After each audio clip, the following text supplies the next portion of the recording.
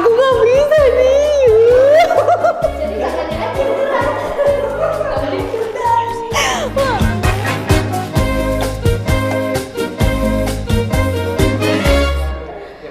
Assalamualaikum, halo sahabat RBC. Saya Feby Suciati Rahmania, saya bidan di Rumah Bersalin Cuma-Cuma. Apa nih?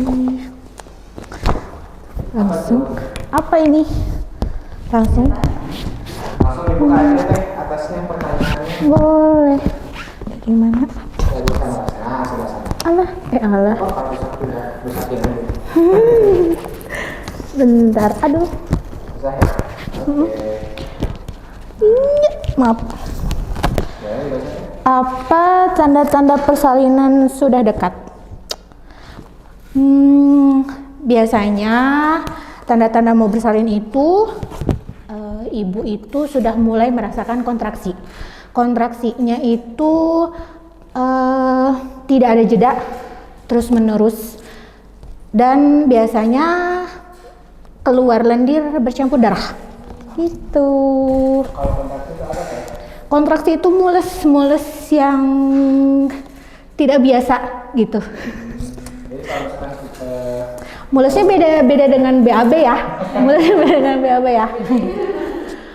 Kalau mules BAB itu kan hanya seputaran belakang ya.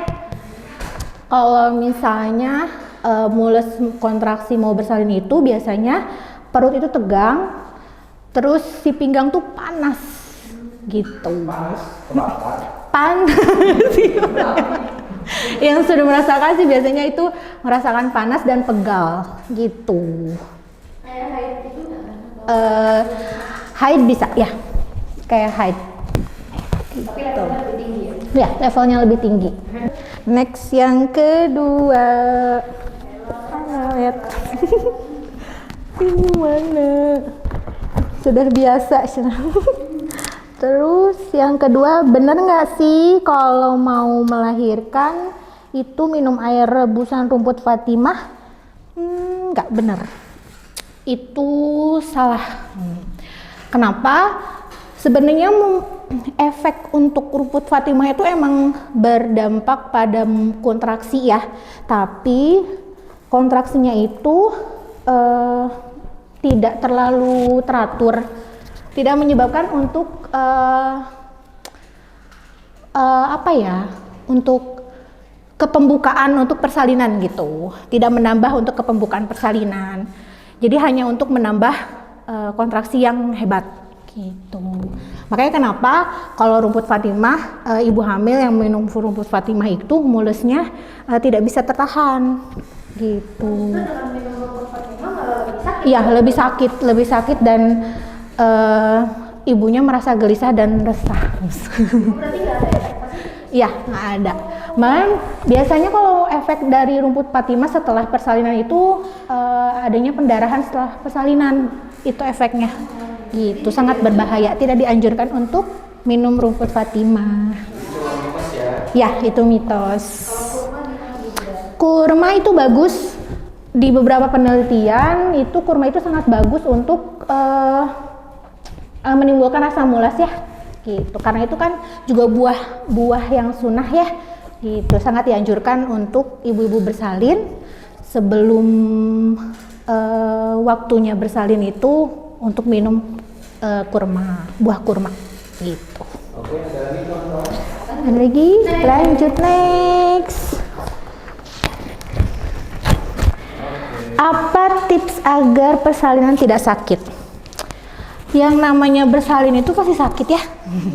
Tapi biasanya kalau kita tuh menganjurkan yang pertama, ibu itu harus mengatur pernafasannya. Pernafasan yang diambil dari hidung dikeluarkan secara perlahan dari mulut. Gitu. Yang kedua, biasanya kita menganjurkan kalau misalnya ibu masih kuat berjalan, kita biasanya menganjurkan ibu untuk berjalan-jalan, atau enggak kalau misalnya nggak kuat, kita minta bantuan suaminya untuk ada di sampingnya dan mengelus-ngelus, memberi pijatan di bagian punggung belakang gitu, karena pijatan ataupun sentuhan dari suami ataupun orang terdekat dari si ibu itu menimbulkan hormon endorfin gitu, hormon kebahagiaan gitu. Atau enggak kalau misalnya di rumah atau di tempat-tempat persalinan, kalau kita menyediakan gimbal itu bola senam hamil, itu bisa dipergunakan saat ibu merasakan mulas, kontraksi gitu.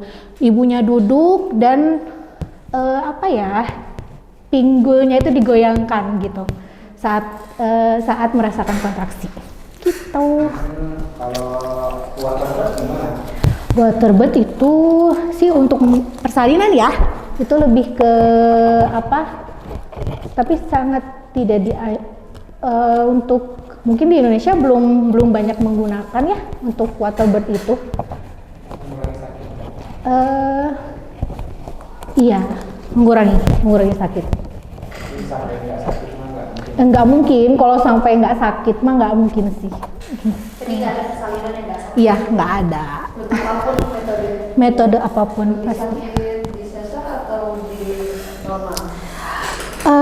Mungkin kalau lebih sakit sesar atau normal, mungkin lebih sakit di itu ya, sakit normal karena pada saat mengeluarkan itu butuh ekstra tenaga. Kalau sesar kan mereka dikasih bius ya sebelumnya gitu. Tapi efek untuk kedepannya pasca melahirkannya itu lebih lebih menguntungkan atau lebih bagus ke ibunya tuh persalinan normal, karena 6 jam setelah melahirkan itu ibu sudah boleh beraktivitas, mobilisasi kayak gitu. Kalau untuk sesar kan biasanya menunggu dulu ibunya harus buang kentut dulu gitu ya, kentut dulu gitu. Minimal 3 jam sesudah melahirkan itu ibu sudah harus mengeluarkan kentut gitu. Itu next.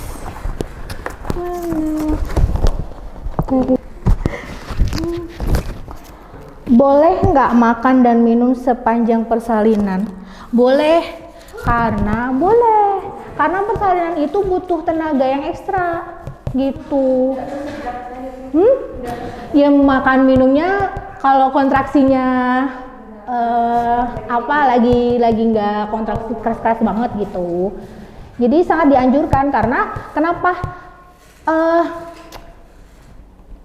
Saat melahirkan itu tenaga ibu itu sangat diperlukan. Kalau ibu nggak ada tenaga, nggak ada dorongan buat bayi untuk lahir gitu. Kirain pas lagi sakit-sakitnya gitu. Enggak disarankan. Kalau lagi sakit-sakitnya kita lebih menyarankan untuk ibu mengejan dan atur nafasnya gitu.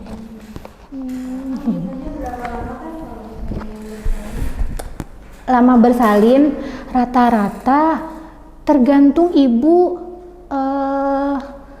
bisa mengejan power ibu sih, lebih ke power ibu. Kalau ibu powernya bagus, dalam waktu 30 menit pun bayi bisa lahir gitu. Jadi makanya disarankan untuk maaf. Jadi kenapa makanya ibu suruh disarankan untuk makan, minum, yaitu karena kita harus lihat kondisi ibunya gitu. Kalau ibu tenaganya bagus, powernya ibu bagus, insya Allah bayi juga lahir dengan selamat dan cepat gitu. Terakhir,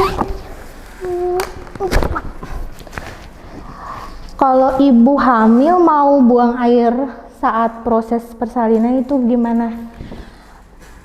Buang air besar, buang air kecil ya? Kalau buang air besar atau buang air kecil, kalau saat ibu pembukaannya masih kecil, pembukaan 1-3, kita menyarankan ibu untuk ke kamar mandi gitu. Tapi kalau misalnya rasa sakit seseorang itu kan berbeda-beda ya. Nah, kadang kalau misalnya ibu sudah tidak kuat untuk ke kamar mandi, kita biasanya menyediakan gitu di tempat di bednya ya, di kasur untuk persalinannya gitu. Atau kita memberikan apa namanya, suatu anjuran ke ibunya, ibu mau nggak kita bantu pakai alat gitu. Kalau untuk buang air kecil ya. Kalau untuk buang air besar sih, kalau ibunya udah nggak ketahan banget, kita biasanya pasangin pampers gitu. Nanti kalau udah ibunya ini kita bersihin kembali gitu. Ya nggak apa-apa, itu mah ada proses alami. Biasanya sebelum bayi keluar, BAB dulu yang keluar gitu. Iya, selalu itu. Jadi itu hal biasa banget. Itu hal biasa banget. Jadi nggak usah. Kadang ibu-ibu tuh pas ngelahirin, Bu Bidan nggak apa-apa, ini BAB-nya yang keluar nggak apa-apa gitu. Dan emang prosesnya kayak gitu. Nggak usah malu gitu, nggak usah. Ya. Fakta itu. Pokoknya jangan pernah khawatir gitu ya, karena proses persalinan itu sesuatu yang alami. Malahan harusnya bersyukur ya. Maksudnya banyak di luar sana yang menginginkan buah hati, tapi mereka membutuhkan waktu yang lama dan mungkin tidak ditakdirkan untuk lebih cepat gitu ya. Dan lebih banyak berdoa dan pasrahkan sama Allah gitu ya. Minta doa sama orang tua juga gitu. Sering-sering juga untuk periksa ke tempat pelayanan kesehatan. Jangan lupa gitu. Oke.